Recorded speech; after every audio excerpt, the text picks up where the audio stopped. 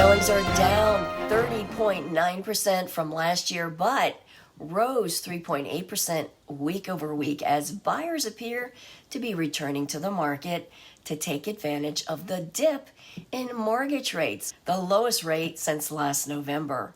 It's Friday, January 27, 2023. I'm Kimberly Barton of Kinetic Realty, your local market expert with this week's Maryland Market Minute. And bear with me as I get through this. I'm battling a little bit of an illness, and that's why I have a froggy voice.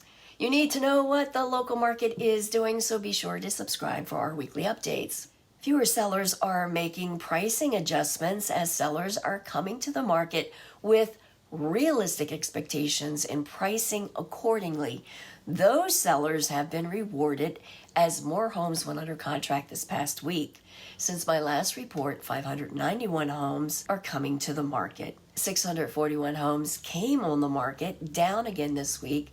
635 went under contract, trending upwards. 887 moved to pending, rising sharply this week. 798 sold, falling to 23 days at 98.5% list to sold ratio. The highest priced home to sell was in Potomac for $4 million.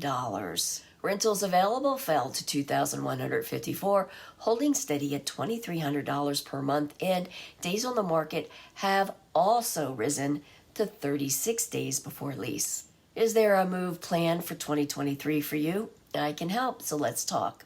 That's a wrap for this week's Maryland Market Minute for January 27th, 2023. Thanks for tuning in. Until next week, stay healthy.